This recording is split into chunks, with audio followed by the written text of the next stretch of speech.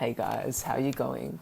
So I'm currently working on a sort of bossa nova jazz fusion piece right now, and it just came to me it would be a great time to, break down a song while I'm working on it and sort of show you through some of the ideas, where my ideas come from, some of the ideas I've used, some of the compositional techniques I've used, some of the timbres I've used, and just to give you an idea of what my compositional process is and to give you some little tips and tricks along the way. So first of all, I'll just let it play and then we'll get into a bit of a breakdown of it afterwards. So right now I've basically got a part A, part B structure, pretty simple for now, but it'll be easy to turn that into a complete song afterwards. But here, I'll just let it play it for first.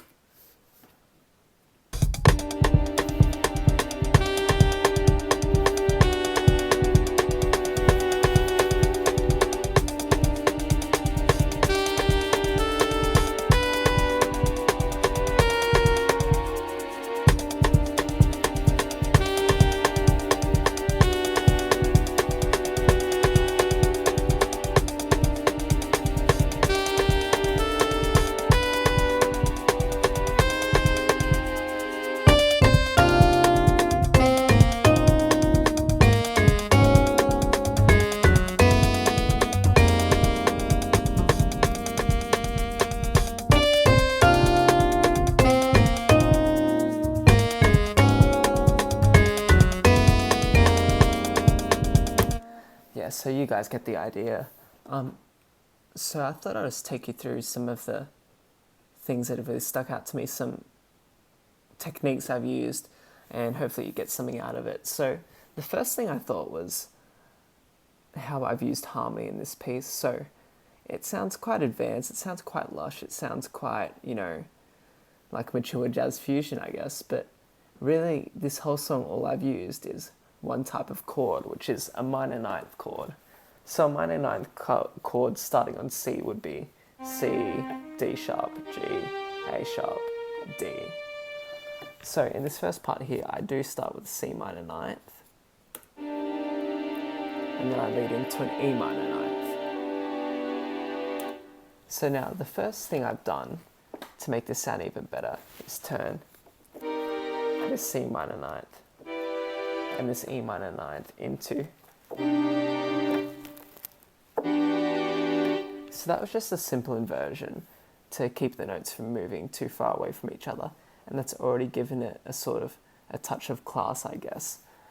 So now at the end of each separate, end of each 8-bar loop, what I've done is I've gone.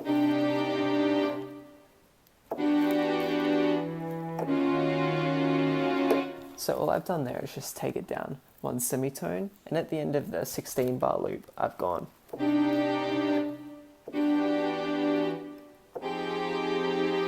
Which is take up the same inversion, the same minor ninth chord, up a semitone. So, I mean, this chord progression might sound, quite advanced, but really all it's been is just the same chord moved into different spots. So basically what that has also done is it's created some modal interchange, which is a bit more of an advanced topic, but that just means moving in and out of keys. So we really don't have a necessary key signature. We can just move wherever we want. And that's one of the great parts about jazz, is it's such expansive harmony, it's such exciting harmony. So that's really the main focus for this first part. And then I've just put a simple saxophone line in that's helped sort of highlight this modal interchange.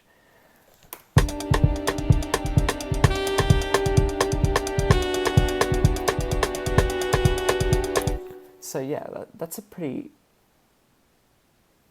much a breakdown of that first part.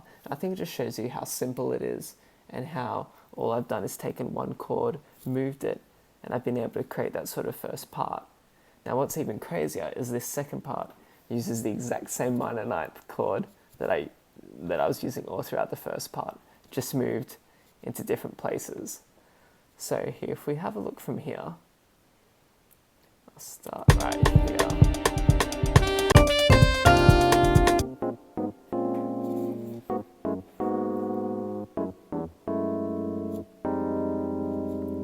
Now all that's going on there is I'm starting on that same C minor 9, and then I'm going C, A sharp, C, then A sharp, G sharp, A sharp, then G sharp, F sharp, G sharp, then F sharp, E sharp, F sharp, then F. So I'm going as... So now that's extremely simple. If you just have a look at that bass line there, I'm using the exact same chord.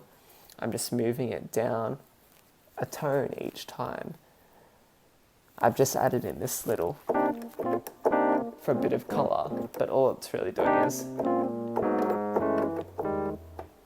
which is extremely simple. It does sound a little more like complex because I've used this some inversions here. So I've brought down that bottom note, which should be down here, and I've put it back up here, up here, up here.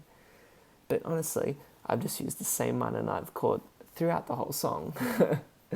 And, you know, it sounds great. That's what a lot of artists have done. Artists like, if you think of Royers, if you think of bands like Jamiroquai, they often use the minor ninth chord, and they often just move it along the piece to create some modal interchange, to create some exciting harmony, to, you know, not think of a key signature and just move wherever they want. So now for the melody in this part, if we just have a look at, say, the vibraphone part, I've pretty much followed the chord progression using sequences. So I've gone, so D, C, F, and then I've gone C, A sharp, D sharp, then A sharp, G sharp, C sharp. So you can see that I'm just moving down a tone each time, like I did with the chords. Now, I think a great little technique to show you here is sort of the great melodies you can find when using a minor ninth chord that start on the actual ninth note of the chord. So I know lots of the time when you first begin composing, it's always, you know, use the notes in the chord for the melody, or use the, you know, the tonic to start the melody. But one of the great sounds of a C, say a C minor ninth chord, is starting the melody up on that leading note right there. So that's what's happened here. So I've gone,